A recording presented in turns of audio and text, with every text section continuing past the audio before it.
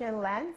You have joined us, and we are super excited because we have our wonderful guest with us today. It is going to be informative, transformational, and you cannot miss this interview.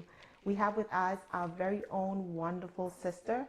And I remember meeting this lady without speaking a word. She boldly and confidently told her story even before I was able to hear her voice and say hello to her.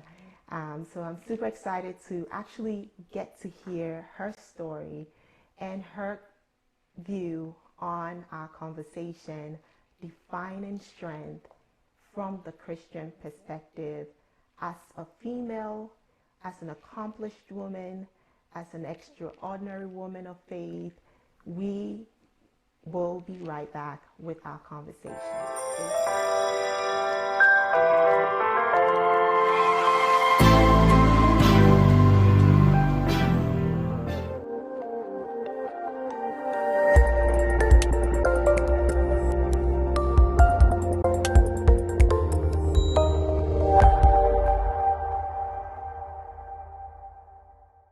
Welcome back to the Christian Lens Show. We have our wonderful guest, Miss Abna, here with us. Abna, tell us about yourself. Hi guys, it's such a pleasure to be with you all today. My name is Abna Intifua Bonda. The American version is Abina. I have a consultant firm. We do hotel management consulting. It's called Gemstone Marketing and Business Consulting. We're based in the DC area. We do task force, hotel projects for hotel companies. We also do recruiting and stuff for hotel management positions. I also have a new business running with a business partner. It's called Born Right Home Health Services. We're doing home health care services, staffing and recruiting for the healthcare industry as well. I am from Ghana. Born, raised in Ghana. I actually grew up in Takoradi, in the western region. What's up, Taddy? I started my career, well, let me go back to school. I went to Nazareth Foundational Academy in Ghana. I went to Ghana National College, Nanano. And then I went to Kibas, and I came here. I did some graduate programs at UMUC. I fellowship at Ebenezer Methodist Church. I have a husband. I have a lovely little boy that I adore. He has chunky cheeks like me. You have met our guest. We will be right back.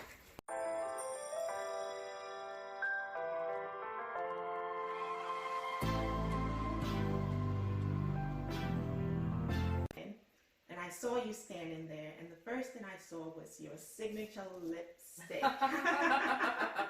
So I knew, and I know that there's a story behind that, or is there, or am I just assuming? Well, I don't know, but I think, growing up, I always had like the lip gloss thing, right? Because when we come from, you go to church with a lipstick on, and everybody's like, hey. Mm-hmm. But it was an air of me hiding something about me. Mm.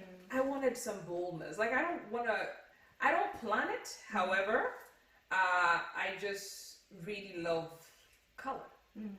I love color as in something that brings something that pops up, right? Mm. I mean, God has blessed it with beautiful melanin. There's nothing that really exudes at putting a little bit of color on it, whatever it is. Why? I know my husband used to make fun of me that why are all your clothes white? I like white stuff, but it has to, when it comes to the lips, it has to stand out. So nothing really exciting about it. I just kind of fell in love with color, but mostly red. Red is my favorite color.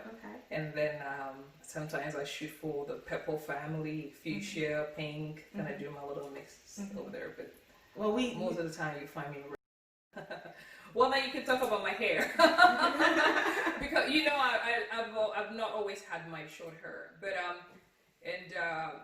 one of the things we did in Ghana high school was high school in Ghana you don't wear your hair. Mm-hmm. All the girls have to cut their hair. Mm-hmm. You went to high school in Ghana? Yeah, I did. So you had to cut your hair. For me, it was frustration. Mm-hmm. I got to a place I was so frustrated. Mm-hmm. The relaxers, I had to sit at her salon for 4 hours, and I'm always looking at my watch and like, okay, taking the time. And then I come back home and you have to sleep, and you know, the whole curls is gone. Gotta start this. And I said, you know what, really, if God wanted me to have silky hair, He would have given me silky hair. Since He gave me this, I'm gonna rock it.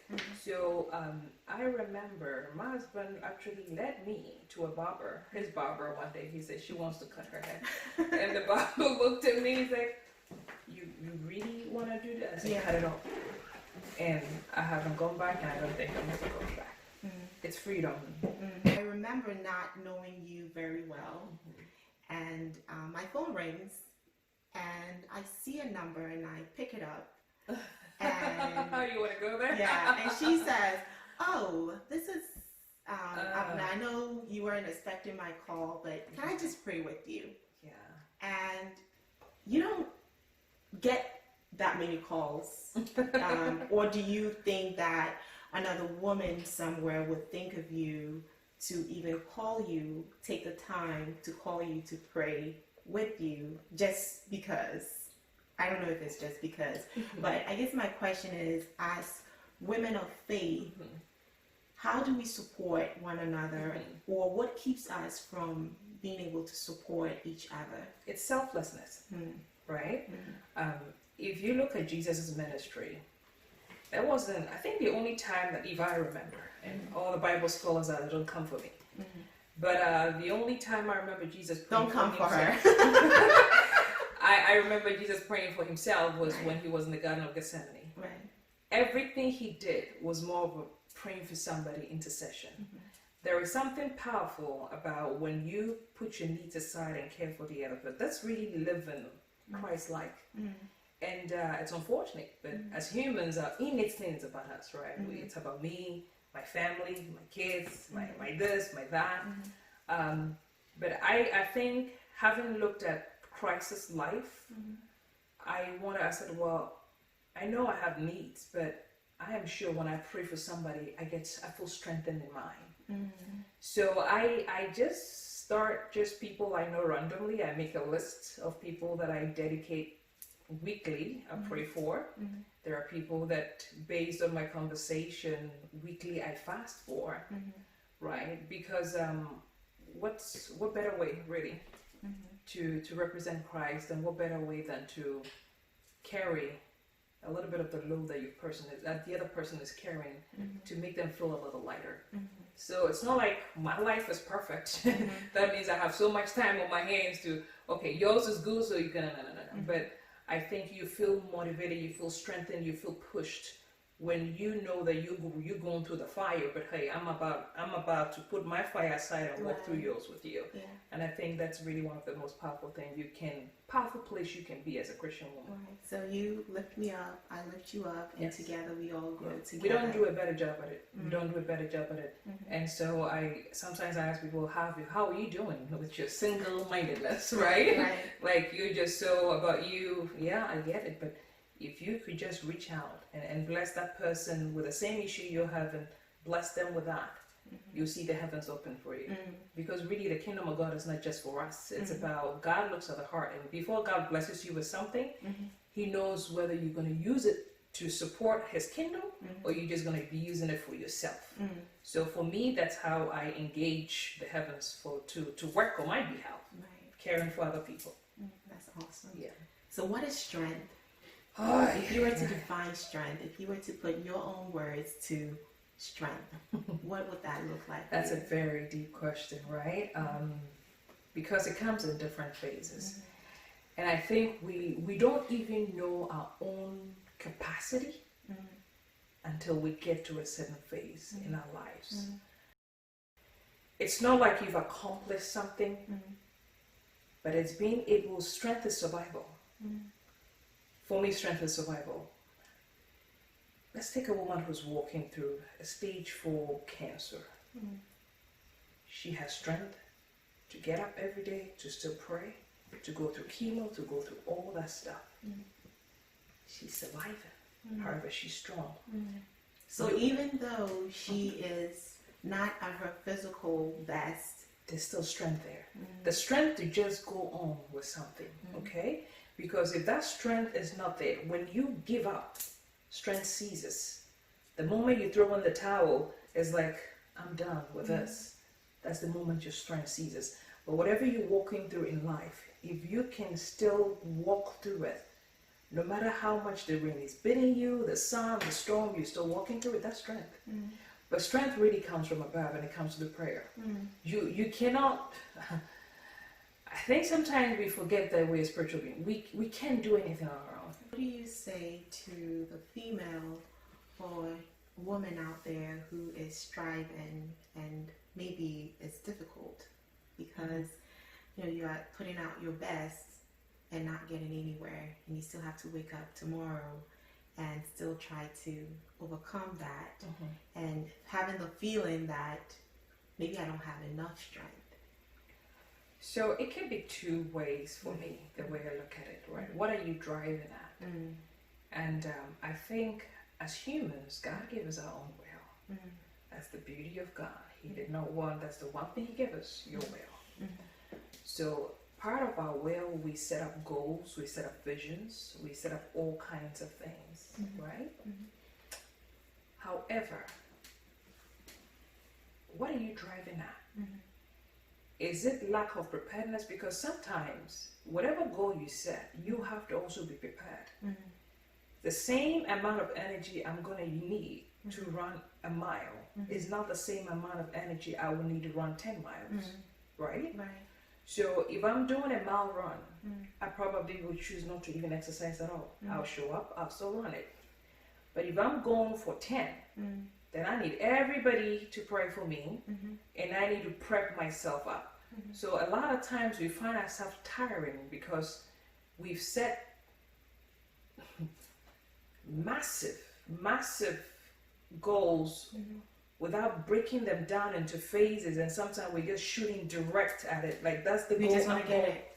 We are in an instant. And this is the goal, I'm going Yeah. right for it. Yeah. And now people call it drive. Sometimes I call it lack of preparation and foolishness. Because you have to, the goal is there, but you got to move at it in phases.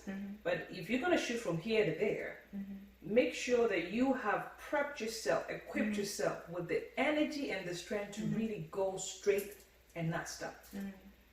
So that's why most people will find ourselves really, really tiring. We don't even get to stage 1 and we're already giving up. Do you think that the church now, as it stands in our community, and I'm just not talking about our local churches, but as a Christian body with Body of Christ? Body of Christ, with us being women in the church, is that provision made to make sure that we are prepared to have that mentality when we are out there to be successful?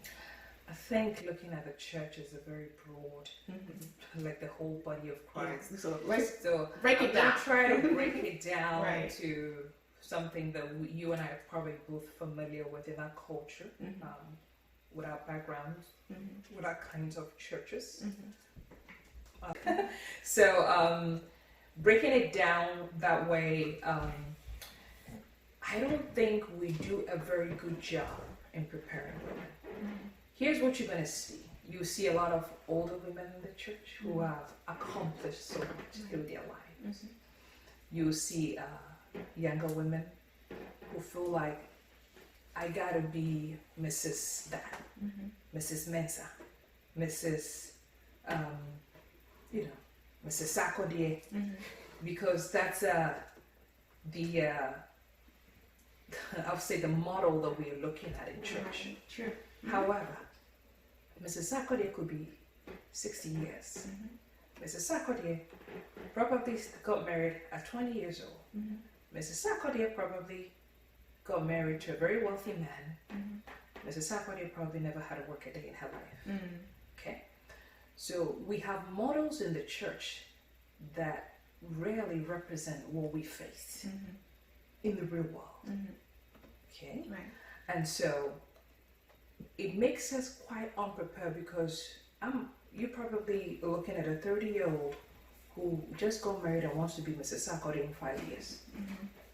It's a little bit of craziness in a stretch, but maybe if there were platforms where Mrs. Sarkodie can actually share the struggles that she had to go through for 40 years, it sets up the young mind and prepares them for what's about there. Now, talking about career, it's the same. In our African community, we go to churches, it's all about lawyers, doctors, this, that's all great. Right. You gotta be a lawyer. Yeah. You have to be You a have to be a doctor. lawyer. Yeah, it is very important. But most of and education is very important. However, it's no guarantee to success. It is definitely no guarantee to make you wealthy. So we need to stop that tunnel visioning for our children, that if you don't become a lawyer, a doctor, or if you do not become a pilot, you're not worth it. And so young people growing up, I feel like I have to be this, but my passion really is this. When you do what you love, you never work a day in your life. That's true. But however, there are so many other successful careers out there. And I say successful because people work at it, they make the same income as a doctor or lawyer. Preparation, mental transformation, it's lacking in the body of Christ. And we also have to make sure that whatever we are setting up, because you having to go to school to do this, is this really in alignment with the will of God? So if we really want to follow the will of God, what is God's will? I could be this, but maybe God wants my son to shine in this area because this is where he's going to need him. Are we really following God's will, or we're just following what we feel like humanly possible? This is what the status quo has to be, so this is what you need to be. So I don't think following God's will. Yeah. Because our children, no matter how it is, we want the best for our kids. Give them the principles, the foundation, to know that they have to lean on God for everything, and they will actually make it right.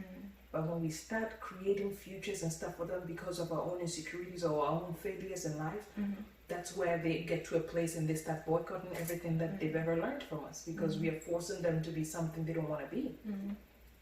I don't think Mark Zuckerberg's father ever told him to go to medical school, go become a lawyer. He probably would have rebelled, I'm sure. But here he is. Right. I mean, as young as he is, he's one of the richest men in the world. Not even 40. That's the power. We're very restricting in our culture. We don't encourage people to explore. We set the tone in the church. This is what it's going to be. Oh, hey, go talk to lawyer this, because I want lawyer this to mentor you. You don't know lawyer to whatever's the story, right? So let's follow the will of God and know your children enough to say that, you know what, I need to probably push them, empower them to be something that God wants them to be, not what I want them to be. So, staying in the church, we are talking about role models. For you personally, do you have any role models that have really shaped the woman that you've become? That helped shape the woman you've become? So that question, right? And I think I've been asked a few times, and I don't want to come off arrogant in any form or shape. The vision I had of me, or what I want to become, and just let me correct something. I'm just getting started in life, by the way. So I'm not there yet. But I will be there before I leave the world. Amen. I've told God I have to leave this world empty, so I will. I had a vision of who I want God to make me into. And there wasn't one woman that encompassed everything that I envisioned. So I had models, people that I look at, they carry something, a certain grace that I want. I want to be a woman of many graces, not just one thing. So I can't say that, oh, this one person is that person that I want to be. I don't want to be anybody. I want to be who I have agreed to God. This is the woman I want to become. Make me into that woman. So yes, there are people that inspired me. Number one is my mother. My mother has so many traits about her that I want that. If I could just even get half of that, I admire that about her. I'm always like, if I could just be as faith strong as my mom, I can do something. So she has so many traits that I love. She was, she's the type, forget about even being just a child of God, but you give her $10, she would multiply it into 100. She's very savvy, educationally, she didn't go to college or anything, but she has all these amazing ideas, business ideas. Very, I call it a hustler. She can be. Back then, when I was very young, my mom was a teacher and she was still in business and doing other things. So she really inspired me a lot. She taught me a lot, mostly to place God first in everything. So what you've shared with us is the true testament that positive role models do work. They do work. Yeah, when we have them, it shapes our lives, even when we are not aware of it. We see the struggles they go through, and we see how they lean on their faith to overcome it. So in the future, when we go through the same, we could pull that and say, I saw my mom go through this. And I saw how she went to God and it worked for her. The problem sometimes could be pairing up with the right role model, right? So what you might look at somebody and think that person is a role model, it might not really pair with the person. And I think the key thing is we hope and pray that our parents become the right models for us, morally. Moral models, a child gets that from their parent. Business models, maybe their parents might not be the good business people, but so they might look that. But it is my hope that in the body of Christ, that parents become the kind of parents that the Bible talks about, right? So that your children will draw that from you. Because how close can they be? Okay, they see your struggles every day. They see your pain, your shame, your everything, and they see how you come through from all the stuff. So that actually imprints on them. The person they see at the church, they don't know their problems. They don't know their challenges. They only seeing them dressed up nicely sitting in the church. This person is a successful business person, go talk to them. And then sometimes you go to them for mentorship, they're only sharing what you came for. But it's very hard to find mentors who are so open. They share the good, the bad, the ugly with you. I think mentorship has gotten to a place where people feel, I gotta just share the good sides to this person. But you gotta prepare them for everything that can happen. So we defined strength and what we see and what we hear when we, at least in our culture, if we say a woman is strong, a lot of times that's followed with a negative connotation as to she just does what she wants. She wants to be the head. She's not listening to anybody. She will basically step on anyone she wants just to get to the top. Unfortunately, that's the idea when we talk of a woman who is strong in many instances. How true is that? Do you find that that's true, that to be really strong, as you've defined it, which is to survive, to be able to overcome various situations, do you almost have to be shrewd and not care just to be successful? Listen, some of the most successful business people, they are probably the most shrewdest you've ever met, right? You don't, I guess, bring it into the Christian part of us, you don't have to be shrewd to get what you need to get. However, in our culture, it's just the connotation of women. And it's just the picture and the images that people have formed about women in their heads. Okay? But it's okay if a man is shrewd, a shrewd business person is not okay if a woman is a shrewd business person. Yeah. So different standards if you're a woman compared to if you're a man. Because we are viewed at a certain, we're supposed to behave a certain way, but you can't be a wimp and be able to accomplish certain higher tasks. It comes with a lot of kahunas, if I want to put it that way. Right. There are times you have to stand firm. There are times that you're going to have to fight down some giants. And so if you want to break through a certain ceiling, you might be looked at as that way because you're going to have real giants every step of the way. And you're not going to fight the giants with some tutu skirt and some fancy heels. Yeah. So there comes a point where you have to take off the heels. Oh no, the heels come off. The heels come off because, mind you, as women, we are constantly put in a situation of proving ourselves, proving our worth. That oh, I could do this too. Oh well, you're a woman. Yes, you know. And unfortunately, we don't know our own power and strength in us, so we find the need to prove ourselves. Now, when you get into the business world, everybody is aiming at something, everybody is doing something, and how do you stand out? And it could be very challenging. It could be very, very challenging for a woman who wants to break through the ceiling. So yes, you are not shrewd, you're not rude, and it's harder even if you are in a marital situation where a woman doing her business, you think, you know, you're the boss at home, you're the boss, at work, and then you come home and all kinds of stuff. I'm sure we're gonna get into all that stuff. However, society needs to start taking off those limits on women, taking off those tags on women. That a strong woman is not a negative woman, doesn't mean that they're shrewd or anything. It just means that they have a certain capacity to face certain things. They have the capacity to sit in a boardroom. They have the same level of intelligence to speak about certain things that they have mastered their abilities and their skills in. So it's just really society that puts those labels on us. Gotcha. Yeah. Do you think that faith, and I say faith as a broad umbrella, has anything to do with being successful as a woman? God lifts man. God is the lift of man. And I speak for me. I don't know about other believers out there. No, there are some women who believe that, you know, the education or certain things have gotten them some breakthroughs, and that's good. However, for me, in my situation, I know it's only God that lifts man. It's God that lifts men, because there are a lot of people with very good degrees, very intelligent people, and they still can't even make it through, you know, something very small. They can't manage that.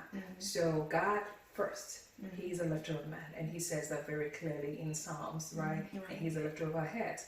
So your faith is very subjective because it depends on the person. There are others who feel like they've accomplished what they've accomplished based on their own effort. Right? For me, I can. There were times that I felt, okay, I've worked so hard for something, but in John, God is very clear. You have what you have because it's been given to you. Right. So I had to change. Yes, I had to change my mindset to know that God will have something to do with my lifting. Amen. It's not something that I can do on my own, because if I got everything right now done and tomorrow I don't wake up, He's the only one. So for me, yes, your faith can definitely shape your lifting. Okay. Is religion doing women more harm or than good? Good question. Because I ask this because our church is, when you look at the churches and you look at the population, you see more women than men.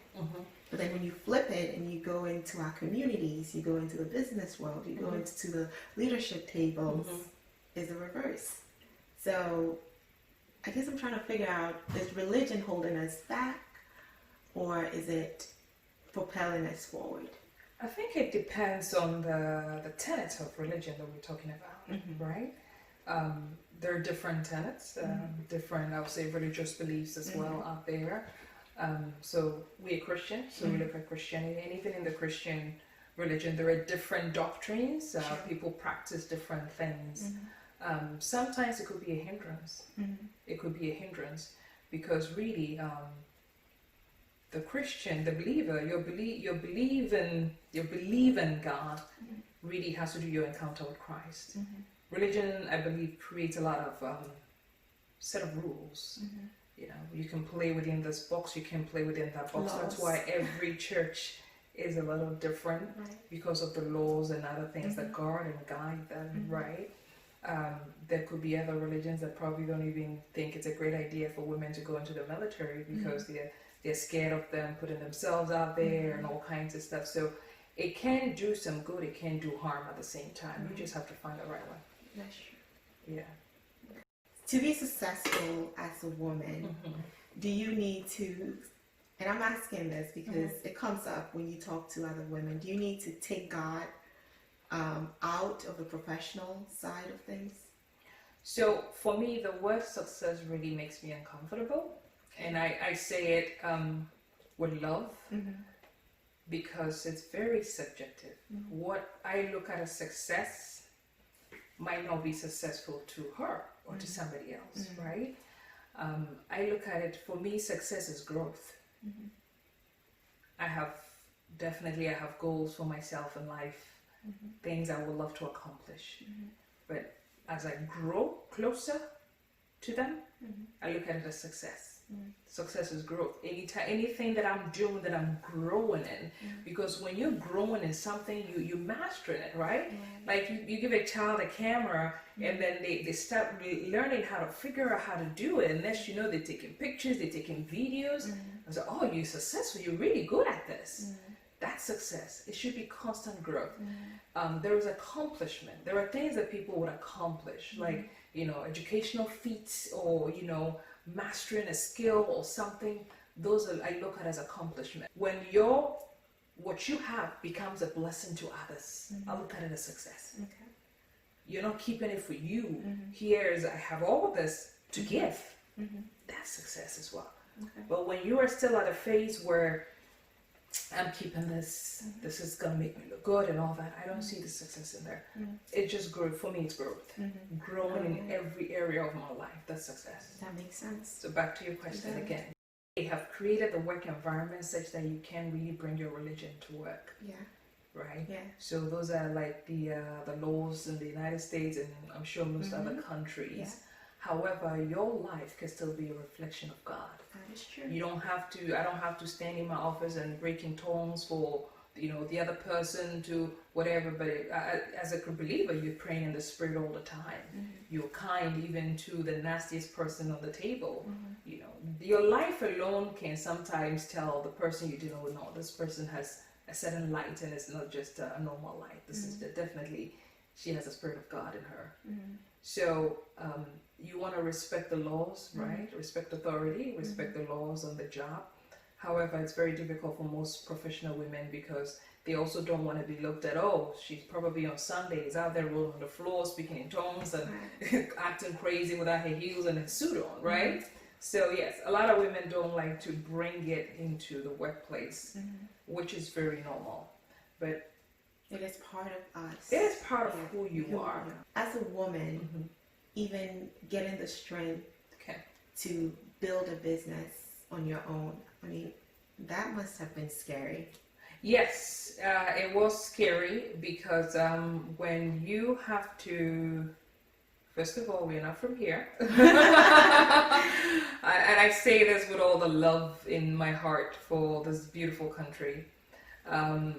It takes God to really lead you on a path, because it could be a very lonely path. Everybody will tell you how unsafe and unwise it is, that it's probably best for you to go get a paycheck. Right. But then you also know that God has placed something in you. Not just that, but when you have, let me put it that way, your paycheck determines your value to that company. But when you know that with the value that you're given out is less than the reward that is coming to you, maybe it's time to step out. Give the same value to people who would actually reward you more.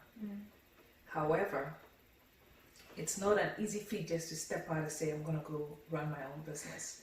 You need the support of everybody. Right. If you are married, you need to make sure that the husband is on board, the family is on board, because it's going to take a lot of hours of working. You are starting without income. You're giving up income that somebody else has to support the family. In my situation, I was the income earner, and I decided I'm going to go on a limb to start a business, because I got to a place where I felt like my value was underrated, and I could do less with my value and even get more. Right. So how about I put in the same effort, energy, and then start something that I can build, that I can actually create opportunities for people like me who are not able to get those opportunities. Right. So I went straight out on the limb, trusting God.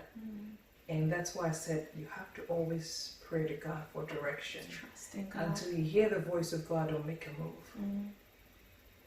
When it's God, it works out. it will work out. Yeah. Well, First year was actually better than I've ever actually worked all my time in America. And it kept going from there. mhm, But it takes a lot of diligence, Mhm. takes a lot of prayer, mhm. and make sure you hear God's voice before you make that move. Okay. So with that, so you start a business, and you started with the direction of God, and now you have people working for you. Mhm. In creating that environment as a Christian, I know you have to make certain tough decisions. Mhm.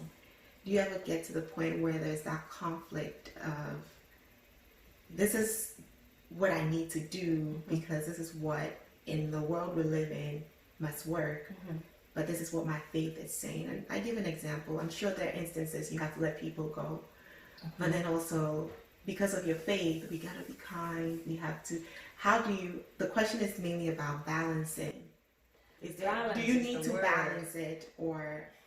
Balance, balance, balance. Balance is good. However, you also have to make sure that you understand some of the biblical values and things, principles, right? So really, it's the principles of the Bible that should guide you. Some people, the only way you can push them is to kick them out. If you don't, you are actually enabling the person to continue to do that which is not really building them. So in that case, am I actually helping you, or am I actually contributing to your demise, right? There is a balance. However, you as the business person, you have to make sure your heart and your mind is in the right place. Am I letting this person go because I don't like you or I can't work with you? Or there are certain things that are very detrimental to the business of my Christian faith. I've had to work with a lot of consultants last year because that's really our business. Some way older than me. They've seen life so many years. Right.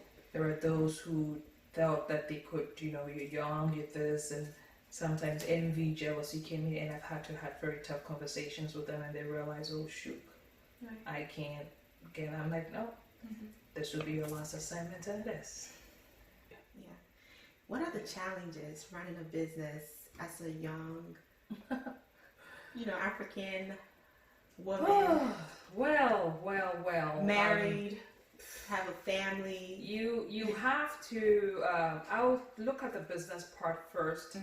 You have a lot more learning to do because we didn't grow up here, right? You learn from the best. Now you also have the challenge of so many laws in America that you got to abide by and all kinds of stuff. So it gets challenging in that side as well. And then you also have just people who don't think you deserve to be here because of whatever they might think of you as well. So you're dealing with all kinds of challenges. It's not that I can't even pinpoint just one. It's multiple. But I look at them as growing opportunities. You learn. Whatever you're faced with today, you learn, you come out of it. That's strength. Yeah. Overcoming it. Yeah. You can't shut down your business because somebody said a nasty word to you or somebody did something like that. But and then you constantly have to prove yourself. Okay, because of whatever. Well, the world is changing now. The world is changing now. So you want to make sure that one, you are skilled properly. Two, you are constantly learning and growing. Because when you stop, you start dying. But once you are constantly learning your art, whatever it is that you do, when you grow and you're seeking knowledge in it, you become better and better every day.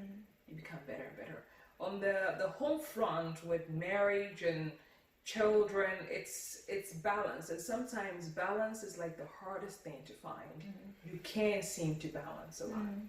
You can't seem to balance a lot, but finding that right balance, because there were days I was working 14 hours in my office and whatever it is, but you have to stop, go cook food, go take the kid to school, and all kinds of stuff. So you find yourself exerting so much energy and time, and you have to recuperate. So it's balance. Balance is key. Key to everything. We are surprised by the stories of certain women when it comes out, because we find out that they've been suffering, especially Christian women, in silence for so long, and so we become so surprised. I had no idea she was going through this, right? People just show up one day, they're getting divorced, right. they're doing this, And they're doing all that, exactly. and we're all like surprised and shocked. Okay. What do you think? Why do you feel that the expectation to be strong makes us silent? Because if I express my weaknesses and my challenges, then everybody's going to look at me as being weak. Could that be the cause of this? It could be. Okay. It could be rightly so. Nobody wants to fail. Okay. Nobody wants to fail at whatever they're doing, and so I think that the fear of failure puts us in situations where sometimes we are going above and beyond what we can even do. But once we learn to embrace failure as an opportunity to be successful at something, you won't be too bogged down. Society then puts you at a certain standard, right? Oh, okay, you're a business owner, so I expect this, I expect that, or oh, you're this, I expect this, I expect that, and then we let those standards actually hold us captive, And it could be a very lonely place as well, because you find yourself in a situation where maybe most of the people that you're surrounded with, they do not have the same challenges, they don't have the same drive, the same vision, they don't have the same business acumen to kind of, bounce off ideas from. And so, yes, those could be really daunting and killing as well. However, and I say this to end, that I know there are some women who believe you can do it all. I'm not one of those. I'm not one of those women. I'm not part of the feminist movement at all. I do not like taking out the trash. I don't like reading any manuals. So the man has to do that. Okay? When my file breaks down, I take a picture, I test it to whoever. So, no. I believe that there is, if you can do, only Jesus can do it all. Okay? Somebody gotta say, something is gonna hurt somewhere. Whether it's you personally, because you have zero time for yourself, your health is going to take a challenge. You can't even, emotionally, because think about it. If you wake up in the morning, you got 200 people or 100 people to manage in business, you have a husband who has needs, you have children who have needs. Oh, so you can't do it all. Something is going to hurt. And that's really what it is. Failure is an opportunity for growth. For growth and success. The next thing you move out of failure is being successful. There's only one way out of success, it's failure. So it's a very thin line. But you need a whole village to stay successful. It's not about being successful, getting there. The problem is sustaining it. And you will need the right people, you will need God, you need everybody. We cannot do it all. No, you can't do it all. There are people who think they can. God bless them. I want to meet you angels, okay? They think they can do it all. I said, good luck to you. Okay. Good luck, but you can't do it all. You have to, once you get that in your head, you will realize that a lot of the things that you stress about, they'll start fading away. What would you say to your young self, knowing everything? Oh my God! All that you know to this point. I still talk to her. I'm still talking to me, my young self. And I don't want to get emotional talking about this, because I know that you had a lot of dreams, you had a lot of goals, and you're just getting started. And I know that God put you at the right place at the right time, no matter what you think you've gone through. That I know that whatever spirit that you had in you, that you carried, that God is going to still use you to do mighty, mighty things. And I want to tell my young self, go easy. Go easy. Life is beautiful. Life is hard, but with God, everything is possible. And love conquers everything. That one thing that you hear, it is true. Love conquers everything. And my young self, oh my gosh, I could talk to her all day. That you're strong, you're beautiful, you're smart. It doesn't matter who you are, where you come from. That God can use nothing to make something out of you. So keep soaring. Thank you so much, Abena. It has been an awesome time. Yeah. Take it easy. Life is beautiful. It's all about dependent on God. We thank you so much for joining us. This has been The Christian Lens, taking a look at real life issues from the lens of a Christian. Join us next time. Thank you.